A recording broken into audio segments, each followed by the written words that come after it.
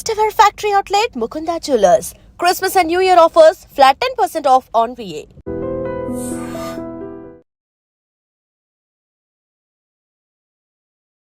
Welcome to I dream. నేను ఉదయశ్రీ. శివాజీ గారు audio release ఫంక్షన్లో స్టేజ్ పై ఆడవాళ్ల వస్త్రధారణ గురించి మాట్లాడినప్పటి నుంచి కూడా ఇది పెద్ద బర్నింగ్ ఇష్యూ అయిపోయింది. డే బై డే అంటే ప్రతిరోజు కూడా దీనికి సంబంధించి ఎవరో ఒకరు తమ వాదన వినిపించడం, అది ఇంకా పెద్ద రచ్చగా మారడం జరుగుతోంది. సో రెండు అభిప్రాయాలు ఇందులో. ఇటువైపు ఆడవాళ్ళు మగవాళ్ళు ఉన్నారు, అటువైపు ఆడవాళ్ళు మగవాళ్ళు ఉన్నారు. ఒకరేమో ఆడవాళ్ళు వాళ్ళకు నచ్చినట్టుగా స్వేచ్ఛగా బ్రతికే ఛాన్స్ హక్కు వాళ్ళకి ఉంది, వాళ్ళకి నచ్చినట్టుగా డ్రెస్సింగ్ వేసుకునే రైట్ వాళ్ళకు ఉంది అని ఒకవైపు మాట్లాడుతూ ఉంటే, లేదు కల్చర్ని ఫాలో అవ్వాలి, నిండుగా కప్పుకుంటేనే ఎదుటి వాళ్ళకి రెస్పెక్ట్ ఉంటుంది అని ఇంకో వైపు మాట్లాడుతున్నారు. మొత్తానికి ఒకరి అభిప్రాయాలు ఒకరు గౌరవించుకోకుండా ప్రతిరోజు కూడా ఈ గొడవ పెద్దదే అవుతుంది, కానీ దీనికి ఫుల్ స్టాప్ పడటం లేదు. మరి ఎలా దీనికి ఫుల్ స్టాప్ పడేది ఎలా? మళ్ళీ ఇదే టాపిక్ పైన మాట్లాడదాం. శేఖర్ భాషా గారు మనతో ఉన్నారు. హలో అండి, వెల్కమ్ టు స్టూడియో. సో ఇప్పటి వరకు మీరు అన్ని వేరే అదర్ ప్లాట్ఫామ్స్ పైన మీరు కూడా మీ అభిప్రాయం ఇండైరెక్ట్లీ వ్యక్తమైంది. ఆడవాళ్ళు కొంచెం నిండుగా కప్పుకుంటే ఎదుటివాడు రెస్పెక్ట్ ఇస్తాడు, ఆడవాళ్ళు పిచ్చిగా వస్త్రధారణ చేయొద్దు అని మీరు అనడం మీ అభిప్రాయంగా మాత్రం తెలుస్తోంది. సో ఏంటి మీ అభిప్రాయం? నా అభిప్రాయం ఏంటంటే, ఎవరు ఎలా అయినా డ్రెస్ చేసుకోండి, ఆడ మగ తేడా లేదు, అందరూ కూడా డీసెంట్ అండ్ డిగ్నిఫైడ్గా ఉండాలనేది నా అభిప్రాయం. ఆడ మగ తేడా లేదు, మనిషి అనేవాడు డీసెంట్గా డ్రెస్ చేసుకోవాలి. పబ్లిక్ ప్లేస్లో ఎవరో ముద్దు పెట్టుకుంటున్నారని చెప్పి మన బజరంగ దళ వాళ్ళు ఎవరు వెళ్ళి కొట్టారు. దేనికి? వ్యాలంటైన్స్ డే సందర్భంగా చేస్తారు వాళ్ళు రొటీన్ గా. ఎవరైనా లవర్స్ ఉంటే మన కల్చర్ కాదు అని సెంట్రల్ యూనివర్సిటీలో అనుకుంటా 10 మంది కపుల్స్ మేము పబ్లిక్ గా ముద్దు పెట్టుకుంటాం, ఏం చేస్తారా చూపిస్తారు అని చెప్పి వాళ్ళు ఓపెన్ గా చేసి చూపిస్తున్నారు. అంటే కొంతమంది ప్రవోక్ అయ్యి కూడా ఇటువంటివి చేస్తారు, మనం ఏం ఆశ్చర్యపోకర్లా. పూనం పాండే లాంటి వాళ్ళు ఇండియా మ్యాచ్ గెలిస్తే నేను బట్టలిప్పుకొని సముద్రం దగ్గర వాకింగ్ చేస్తాను అంటే ఉంటారు. కొంతమంది సైకలాజికల్ ప్రాబ్లం ఉన్నవాళ్ళు, మెంటల్ ప్రాబ్లం ఉన్నవాళ్ళు ఉంటారు, దాంట్లో మనం ఏం చేయలేం. కానీ బట్ ఏంటంటే ప్రొవోకింగ్ స్టేట్మెంట్స్ ఎలా ఉంటాయంటే, డీసెంట్గా డ్రెస్ చేసుకోండి అందరూ అన్నలో తప్పలేదు, కానీ నా బాడీ నా ఇష్టం, నేను ఇష్టం వచ్చినట్టు ఉంటాను. ఇప్పుడు నిన్న మంచు లక్ష్మి గారు అన్నారు, I know how to dress in a gudi, I know how to dress at swimming pool, I know how to dress in, that is responsibility. But అలా కాకుండా నా ఇష్టం నేను ఎక్కడైనా వేసుకుంటా, నేను ఎక్కడైనా ఇప్పుతా, మీరు మాత్రం చూసే కోణం మారాలి అనేది ఒక ప్రొవోకింగ్ స్టేట్మెంట్. అది అంటే ఇప్పుడు ఒకవేళ కనుక అదే నిజమైతే మనకి సెన్సార్ బోర్డులు ఎందుకు? ఒకవేళ అదే జరిగితే సెన్సార్ బోర్డులు కట్ చేస్తున్నాయి కదా. ఎందుకు కట్ చేస్తున్నాయి? ఎందుకంటే ఒక సభ్యత అనేది, ఇప్పుడు దానివల్ల ఏం జరుగుతుందో అనేది పక్కన పెట్టేద్దాం, దానివల్ల వచ్చే రిపర్కషన్స్ ఏంటి, అత్యాచారాలు జరుగుతాయా లేకపోతే పొట్టి బట్టలు వేసుకుంటే ఏం జరుగుతాయని పక్కన పెట్టాను. ఇది ఒక పర్టికులర్ ప్లేస్లో ఆ కమ్యూనిటీకి సంబంధించి అసభ్యంగా ఉందా లేదా అనేదే చర్చ. ఇక్కడ అమెరికాలో అంటే ఏంటి చెప్తారా? అసభ్యం అంటే ఏంటంటే, సెన్సార్ వాళ్ళు ఏ సర్టిఫికేట్ ఇచ్చినప్పుడు ఎంతవరకు ఇది చేస్తారో అది పెద్దలు ఉన్న చోట అసభ్యం. అది అంటే ఆగ్రహం సినిమాలో రాజశేఖర్ మొత్తం ఇప్పుకున్న వెనకాల బ్యాక్ సైడ్ నుంచి షాట్ ఉంది. రాధిక ఆప్టే అనే ఆవిడ కంప్లీట్గా నేకెడ్గా ఉన్న షార్ట్స్ ఉన్నాయి. వీటికి ఏం చేస్తారంటే కొన్ని ఎక్సెప్షనల్ కండిషన్స్లో ఏ సర్టిఫికేట్ ఇచ్చో లేకపోతే కొన్ని పారామీటర్స్ తీసుకొని ఇస్తారు. ఓకే, ఉన్నాయి ఆ రేంజ్లో మొత్తం ఇప్పి అని అంటే. ఇప్పుడు అంటే మగవాళ్ళలో మీరు అట్లా తీసుకున్నారు, ఆడవాళ్ళు కూడా అంటే వెన్ ద సిచ్యువేషన్ డిమాండ్స్ అన్నప్పుడు వాళ్ళు సెన్సార్ బోర్డు పని ఏంటి అంటే, వాళ్ళ పనే అశ్లీలత అసభ్యాన్ని గుర్తించి దాన్ని సభ్య సమాజంలోకి వెళ్లకుండా ఉండడం. బాంబేకి సపరేట్గా, హైదరాబాద్కి సపరేట్గా, అమెరికాకి సపరేట్గా సెన్సార్ బోర్డులు ఉన్నాయి. ఎందుకు అంటే అమెరికాలో చల్తా హై అనుకునేది ఇండియాలో నహి చల్తా హై. ఎందుకంటే అమెరికాలో నుంచి 70 వచ్చే సినిమాలు ఏవైతే ఇండియాలో వస్తున్నాయో వాటిని యాజ్ ఇట్ ఈస్గా ఇక్కడ వేయరు, ఇక్కడ కొన్ని కత్తెలు పడతాయి. ఎందుకు? That is accepted there but not here.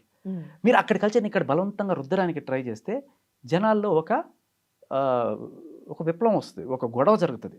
ఆ గొడవ ఇప్పుడు మీరు చూస్తున్నారు. అంటే ఇంతకుముందు మన ఇండియన్ కల్చర్లో అసలు ఆడవాళ్ళని మగవాళ్ళు చాలా గౌరవించేవాళ్ళు. ఆడవాళ్ళు బ్లౌజ్ వేసుకునేవాళ్ళు కాదు, చీర కట్టుకునేవాళ్ళు. సో మరి ఆ కల్చర్ అప్పుడు కూడా అదేంటి బాడీ ఎక్స్పోజ్ అయ్యేది. అసలు అప్పట్లాగా ఇప్పుడు ఏం డ్రెస్సింగ్ వేసుకోవట్లేదు, బ్లౌజులు లేకుండా ఇప్పుడు బయటికి వెళ్ళగలరా?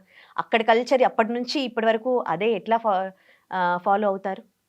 అదే ఫాలో అవ్వద్దనే చెప్తున్నా. ఆ రోజుల్లో లేవు, వాళ్ళు అలా వేసుకున్నారు. ఆ మగవాళ్ళు అప్పుడు అత్యాచారాలు అలాంటివి చాలా తక్కువ. మరి ఇప్పుడు చేస్తూ ఉన్నారు గదా!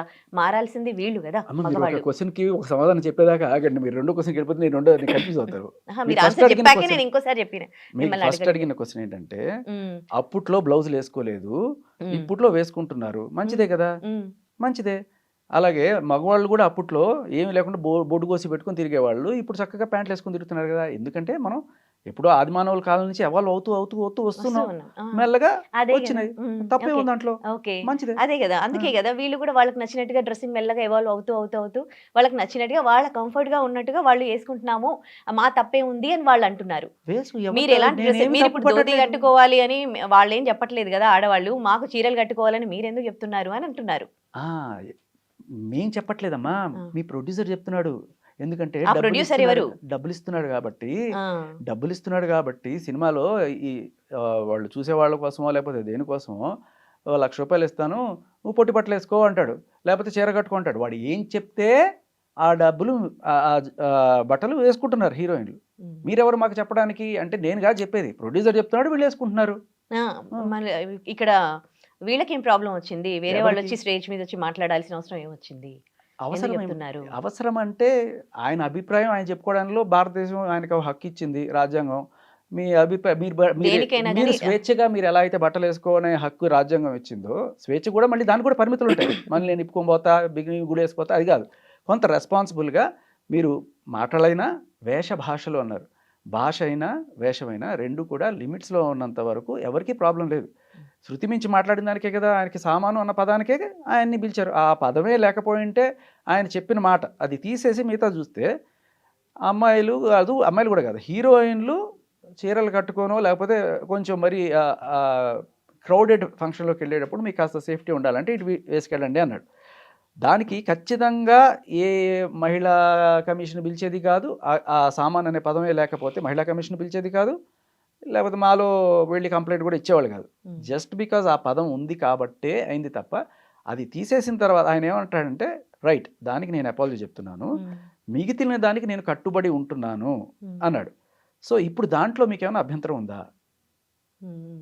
ఆయన ఏమంటున్నాడు, బయటికి వెళ్ళేటప్పుడు ఇట్లాంటివి డ్రెస్ చేసుకుంటే అంటే చీర కట్టుకో మరీ అంత రివీలింగ్‌గా వేసుకోకుండా, ఎక్స్‌ప్లోజివ్‌గా వెళ్ళకుండా ఉంటే హ్మ్. మీకు ఇటువంటి దరిద్రాలు తప్పుతాయి అన్నట్టుగా చెప్పాడు. అంటే దరిద్రపు చూపుతో చూసే వాళ్ళకి చెప్పుంటే బావుండేదేమో అని ఆడవాళ్ళు అంటున్నారనమాట. మంచి ప్రశ్న. హ్మ్. ఏంటంటే అమ్మా, ఈ దరిద్రపు చూపుతో చూసేవాళ్ళే గనక లేకపోతే హ్మ్. ఏమవుతదంటే, ఇప్పుడు అమెరికా నుంచి వచ్చారు కొంతమంది ఇక్కడికి. ఆ కల్చరు హ్మ్. ఇక్కడ వాళ్ళు అక్కడే ఎందుకు ఒక హాలీవుడ్‌లో యాక్టర్లు కాలేకపోయారు అంటే, మన ప్రపంచం మొత్తం మీద కూడా ఉప్పు, కారాలు ఎక్కువ తినే దేశం మన భారతదేశం. అందులోనూ మన తెలుగు రాష్ట్రాల్లో బాగా ఉప్పు, కారాలు తింటారు. దీనివల్ల ప్రపంచంలో అందరికన్నా కామం ఎక్కువ ఉన్న దేశం ఏదైనా ఉందంటే హ్మ్. అది భారతదేశం. హ్మ్. అందుకే మన పాపులేషను హ్మ్. ఇంతగా పెరుగుతుంది. హ్మ్. అలాగే మన ఈ ఇండియాలో మొత్తంలో కూడా అంతకన్నా అందరికన్నా కామం ఎక్కువగా ఉన్న ప్రజలు ఎక్కువగా ఎవరైతే ఉంటారో అనుకుంటే అందులో మన తెలుగు వాళ్ళు తీసుకోవచ్చు. హ్మ్. ఇప్పుడు ఈ సదరు మహిళలు ఎవరైతే ఐటెమ్ సాంగులు చేసుకుంటూ గ్లామర్ చూపిచ్చి వాళ్ళు డబ్బులు సంపాదించుకుందాం అనుకుంటున్న వాళ్ళు ఎవరైతే ఉన్నారో హ్మ్. వాళ్ళు ఇంత అంత డిమాండ్‌కి ఎక్కడి నుంచి వస్తుందంటే వీళ్ళ వల్ల. ఎవరైతే ఐటెమ్సా, ఇలియానా, అనుష్క అని చెప్పి సంగలు గార్చుకుంటూ చూసే ప్రజలు కొంతమంది అది కూడా ఒక వల్నరబుల్ ఏజ్‌లో వాళ్ళు ఎస్పెషల్లీ చెప్పాలంటే. ఒక 15-25 ఏజ్‌లో వీళ్ళు చూసుకొని రెచ్చిపోయి ఇది చేసుకుంటూ టికెట్ల కోసం వందల రూపాయలు ప్యాంట్లు పోయి చింపుకుంటూ హ్మ్. వాళ్ళ ఇన్‌స్టాగ్రామ్‌లో పోస్టులు పెడితే వాళ్ళకి లైకులు కొట్టి, వ్యూలు పెంచి వాళ్ళకి ఇన్‌స్టాగ్రామ్‌ల ద్వారా డబ్బులు, హ్మ్. అలాగే సినిమాల ద్వారా డబ్బులు ఇచ్చేది ఎవరయ్యా అంటే హ్మ్. మీరు బాంబే పోండి. నేను నిన్న నాకు ఇద్దరు మిత్రులొచ్చారు బాంబే నుంచి. ఏం జరుగుతుందో వాళ్ళు చూసి అడిగారు. ఏంట్రా అంటే, "మీ బాంబేలో కూడా ఎవరన్నా ఇట్లా పొట్టి బట్టలేసుకొని పోతే ఇలాగే చూస్తారా పట్టి పట్టి" అంటే, పట్టించుకోను కూడా పట్టించుకోరా మా పని మేము చూసుకుంటాం" అన్నాడు. నిజమా అన్నాను. హ్మ్. ఏ చాలామంది అలాగే యేసుకుంటూ పోతుంటే ఇక్కడ ఎవ్వడికి అంత పట్టవు అన్నాడు. ఎందుకు అని నేను అడిగితే, అందరూ అలాగే ఉన్నారు కదా! మాకేం పెద్ద అనిపించదు. మాకు అటువంటి ఫీలింగ్స్ ఏమి ఉండవు హ్మ్. హ్మ్. అని అన్నాడు. హ్మ్. అది పాయింట్. ఏంటంటే అమెరికాలో అందరూ అలాగే ఉంటారు. హ్మ్. ఇక్కడ బాంబేలో కూడా ఈ మధ్య అలాగే తయారయ్యారు. హ్మ్. కాబట్టి ఏంటంటే వాళ్ళకి నార్మల్ అయిపోయినప్పుడు వాళ్ళకి హ్మ్. లేదు. బట్ ఒక 10 మంది నార్మల్‌గా ఉండి, హ్మ్. 10 మంది సంసారాలుండి, హ్మ్. ఒక్కళ్ళు సడెన్‌గా నేను ఇటువంటి హట్‌కే కనపడ్డారనుకోండి, హ్మ్. "హా!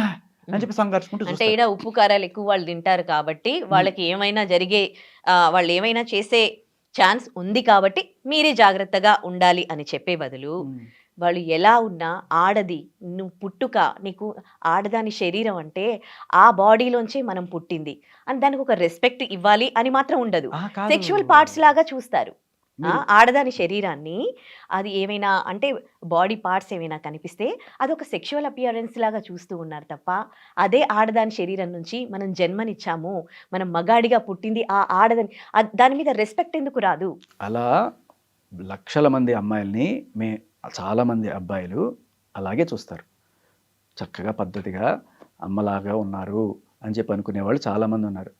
ఎందుకు సాయి పల్లవి గారికి అంత ఫ్యాన్ ఫాలోయింగు? ఆవిడని ఎవరు కూడా ఎందుకు అలా తప్పుకోవడంతో చూడరు? అలా ఉండాలి అమ్మాయి అంటే, అలా ఉండాలి అమ్మాయి అంటే అని ఎందుకు అనుకుంటున్నారు? అంటే మీరు చెప్పిన ప్రతి ఆడపిల్లని అలా చూడట్లేదు కదా. ఇప్పుడు డ్రెస్సింగ్ ఫారెన్ కల్చర్ అంటున్నారు కదా, అసలు అంటే కొంతమంది హిస్టరీ తెలిసిన వాళ్ళు, మన పాస్ట్ గురించి తెలిసిన వాళ్ళు ఏం మాట్లాడారు అని అంటే, ఒకప్పుడు ఆడవాళ్ళ డ్రెస్సింగ్ అనేది అది రవిక కూడా వేసుకునేవాళ్ళు కారు చీర అలా కట్టుకునేవాళ్ళు, చాలా వీరత్వం ధీరత్వం ఉన్నవాళ్ళు అలా ఉండేవాళ్ళు. కానీ ఈ బ్రిటిష్ వాళ్ళు, ఈ మొఘళ్ళు ఇక్కడికి వచ్చి రూల్ చేయడం ద్వారా వాళ్ళు ఫస్ట్ కన్నేసింది ఆడవాళ్ళ మీద. దాంతో భయపడిపోయి మగవాళ్ళు ఆడవాళ్ళని ఇన్సిస్ట్ చేయడము, ఇట్లా అది స్టార్ట్ అయింది ఆ కల్చర్. ఇప్పుడు కల్చర్లో ఏది మారాలి? అటు నుంచి బ్రిటిష్ వాళ్ళ నుంచి మొఘళ్ళ నుండి వచ్చిన ఆ బ్యాడ్ మేనర్, ఆ చూసే దృష్టికోణం ఆడవాళ్ళని. అంతకుముందు కూడా అదే డ్రెస్సింగ్ వేసుకున్నా కానీ అలాంటివేవి జరగలేదు. కానీ ఈ కల్చర్ బయట నుండి వచ్చిన ఏ కల్చర్ ఉందో అది కదా మారాలి. అంతకుముందు అలాంటి డ్రెస్ వేసుకున్నప్పుడు అలాంటివి ఏమీ జరగలేదు అని చెప్పడానికి మన దగ్గర ఎటువంటి స్టాటిస్టిక్స్ లేదు. ఆ రోజు జరిగిన న్యూస్ వెబ్సైట్లు మన దగ్గర ఏమీ లేవు. మన ఊరికే ఒక మాట వరుస కనుక్కుంటాం. ఉండొచ్చు, కానీ అది మన కల్చర్లో డ్రెస్సింగ్ గురించి కూడా లేదు, ఏం లేదు. అప్పుడు వాళ్ళు వేసుకునే డ్రెస్సింగ్ కొంచెం బానే ఉండేది. మీన్స్ ఏదో ఇలా రవికలా కట్టేవాళ్ళు, అంత నిండుగా ఏం కప్పుకోలేదు. ఇక్కడ అసలు పాయింట్ మీరు అర్థం చేసుకోవాలి. ఒక ఏంటంటే నిజంగానే అందరు మహిళలు కూడా ఈ రోజుకి అలాగే రవికలు లేకుండా మీరు అన్నట్టుగా ఓన్లీ చీరతోనే వినండి, పూర్తిగా వినండి. అందరు మహిళలు కూడా ఒక 10 ఏళ్ల నుంచి అలాగే ఉన్నారు. మేము కూడా పిల్లలు కూడా పెరిగేటప్పుడు తల్లుల్ని అలాగే చూస్తూ పెరిగినప్పుడు వాడికి బయట అలా చూసినప్పుడు, అంటే తల్లిని అలా చూస్తూ పెరిగిన వాడికి బయట అలా పెరిగిన ఇది ఉండదు. అప్పుడు ఏమవుతుందంటే నార్మల్గానే ఉంటుంది. ఓకే, ఇప్పుడు మీరు కేరళ పోయారు, చాలామంది పాయింట్ కూడా వేసుకోకుండానే దట్ ఈస్ నార్మల్ దేర్. అక్కడ ఎవరు చూసి ఇదిగా, కానీ ఆ సినిమాని మన వాళ్ళు చూసి సంఘగరుస్తారు. ఎందుకు అంటే ఇక్కడ వీడికి ఇది కొత్త, అక్కడ వాడికి అది అలవాటైన చోట నీకు సెడక్షన్ చెల్లదు, అది నార్మల్ అవుతుంది. కానీ అది తీసుకొచ్చి ఇక్కడ పెట్టినప్పుడు ఇక్కడ డిమాండ్ ఏర్పడుతుంది. ఈ డిమాండ్ని క్యాష్ చేసుకుంటున్న వాళ్ళ గురించి నేను మాట్లాడుతున్నాను తప్ప, ఇది మీరు నార్మల్గా ఎలా అయినా మీ స్వాతంత్రం, కానీ దాన్ని క్యాష్ చేసుకుంటున్నప్పుడు ఏమవుతుందంటే మీరు కొంతమందిలో వ్యామోహం, రెచ్చగొట్టేతనము ఇవన్నీ కూడా పెంపొందిస్తున్నారు ఈ లేడీస్. వాళ్ళు అటువంటివి చేస్తూ ఒక పక్క, అంటే వాళ్ళకి ఇదే కావాలి, వీళ్ళలో కామం ఉంటేనే వాళ్ళకి మార్కెట్ ఉంది, వీళ్ళలో కామం లేకపోతే వాళ్ళకి మార్కెట్ లేదు. సో వాళ్ళు రెచ్చగొట్టేట్టు ఐటమ్ సాంగులు చేయడము, బూతులు మాట్లాడడం, బూతు పాటలు చేయడం అన్నీ చేస్తూ ఇది తగ్గాలని చెప్పి వాళ్ళు మాట్లాడేది సూడో ఫెమినిజం అవుతుంది అంటున్నా. కాదు, అక్కడ దాంట్లో టెలికాస్ట్ అవుతూ ఉన్నప్పుడు అది కట్టేయి అని అక్కడ చెప్పగలిగిన ఆవిడ తనకి కొడుకుకి కూడా అలాంటివి చూడొద్దు, లేకపోతే అది తప్పు అని ఎందుకు చెప్పలేకపోతోంది అని అంటున్నాను. ఎందుకు చెప్పలేకపోతుంది? మీరు మ్యారీడా? థ్యాంక్స్. మీ వారు మీరు పక్కన కూర్చొని ఇటువంటి సీన్ ఒకటి పెట్టుకొని, మీ వారికి బాగా మంచి ఎక్స్పోజింగ్ సీన్ ఏదన్నా వచ్చినప్పుడు, లేకపోతే మంచి ఏ సర్టిఫికేట్ సినిమా వచ్చినప్పుడు ఇలా చూస్తున్నప్పుడు, ఏయ్ నువ్వు చూడు కానీ కామంతో చూడకు అని చెప్తారా? ఏదైనా చూడాలి కానీ దానికి మనము ఇన్ఫ్లుయెన్స్ అయిపోవడం ఏంటండి? నీ మీద నీకు కంట్రోల్ లేకపోతే అది నీ తప్పు, నువ్వు బుద్ధి మార్చుకో. నేనేంటి చెప్పడం నీకు? నీకు తల్లిదండ్రులు పెంచారు కదా, నీకు నీ తల్లిని చూసి నువ్వు పెరిగావు కదా, తల్లి చిన్నప్పటి నుంచి ఎలా పెంచితే ఆటోమేటిక్గా కొడుకు వస్తాయి కదా, ఎందుకు రాలేదు అంటే నేర్పించలేదా నీ తల్లిదండ్రి నీకు? నా తల్లిదండ్రి అదే నేర్పించారు, అటువంటి దరిద్రాన్ని చూడకు అని.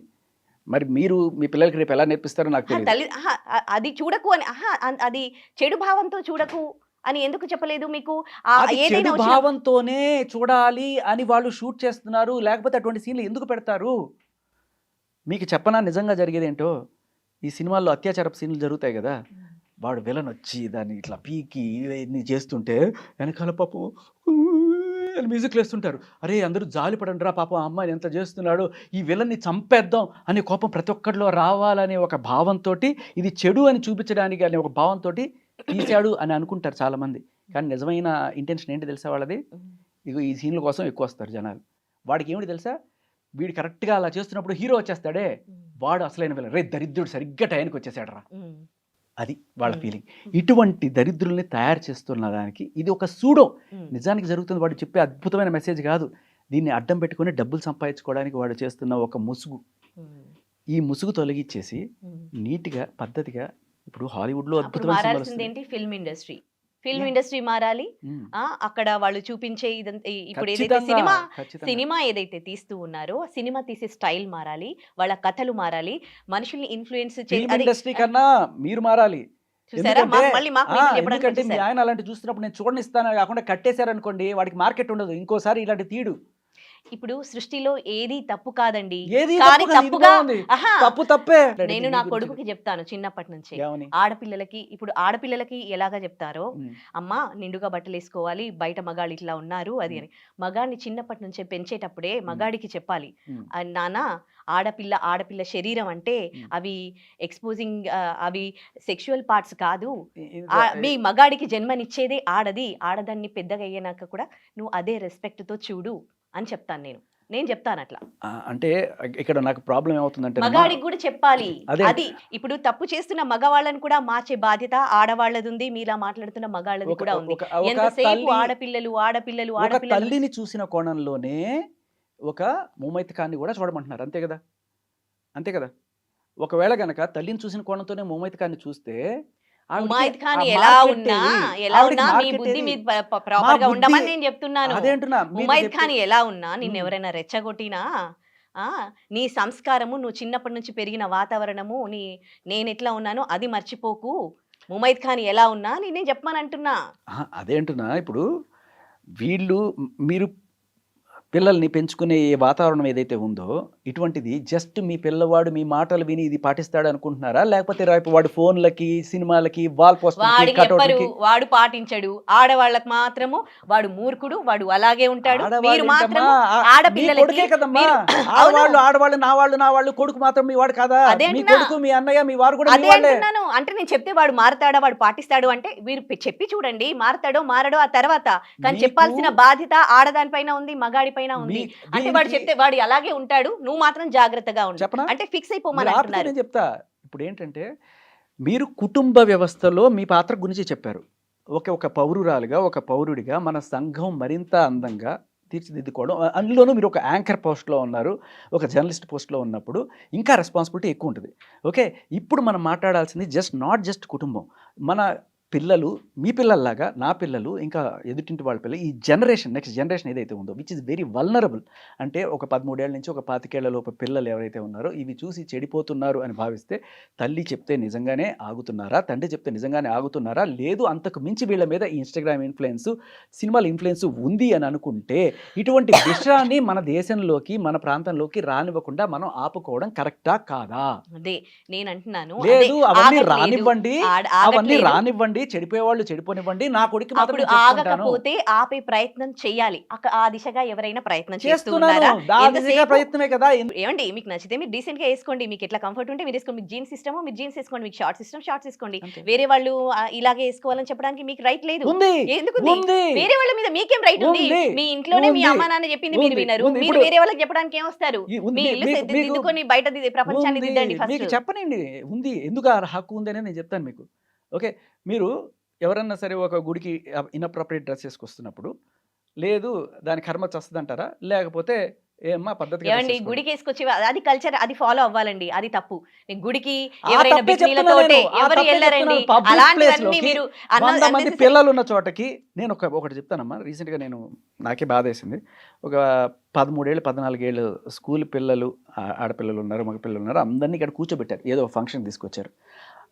స్కూల్కి సంబంధించి ఏదో ఫంక్షన్ జరుగుతుంటే ఒక యాంకర్ మాట్లాడుకున్నారు వాళ్ళు, ఏదో బాంబేలో జరిగిన ఇన్సిడెంట్ అది. అయితే అక్కడ ఆవిడ ఇక్కడ దాకా వేసుకొని వచ్చి ఇలా నడుచుకుంటూ వెళ్తుంది ఆ పిల్లల మధ్యలో నుంచి. నేను రీసెంట్గా స్పోర్ట్స్ కామెంటరీ కోసం వెళ్ళినప్పుడు బాంబేలో జరిగిన ఇన్సిడెంట్ ఇది.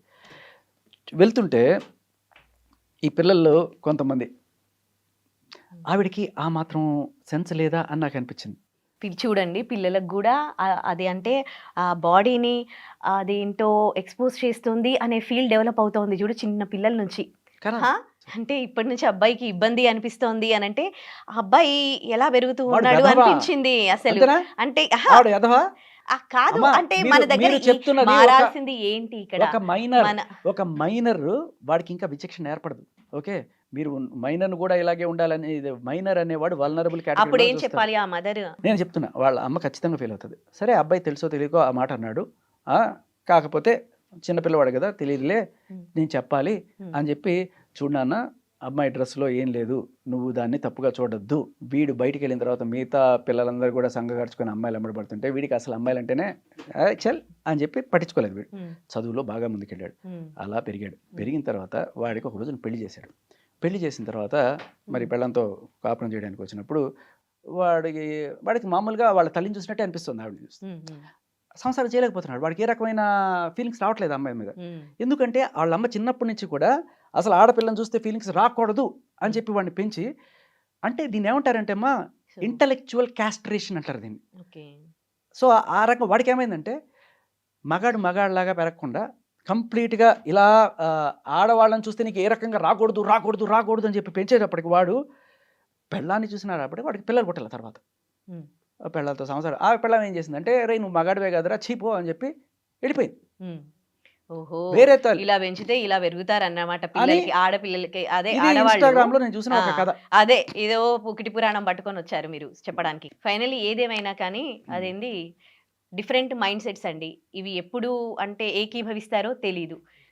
మన భారతదేశంలో ఎందుకు పాపులేషన్ ఎక్కువగా ఉంది, అమెరికా వాళ్ళు పిల్లలు లేకుండా వాళ్ళు ఎందుకు ఇదైపోతున్నారు, చైనా వాళ్ళు కూడా ఆఖరికి ఇప్పుడు పిల్లల్ని కనండి మర్రో అంటే ఎలాగంటారు, అవతల మగాళ్ళు ఫీలింగ్స్ రావాలి కదా, అసలు ఫీలింగ్సే రాకుండా చేసేసి మొత్తం చంపేస్తే అసలు ఆడదాన్ని చూస్తే నీకు ఏ రకమైన ఫీలింగ్ రాకూడదు రాకూడదు రాకూడదు రాకూడదు అంటే దట్ ఈస్ అబ్సల్యూట్లీ సృష్టికి వ్యతిరేకం అమ్మా. అది చాలా టైం పడుతుందండి. మీలాంటి వాళ్ళని ఇంతమందిని మార్చాలంటే మా వల్ల కాదు. అంతమందిని కనకండి.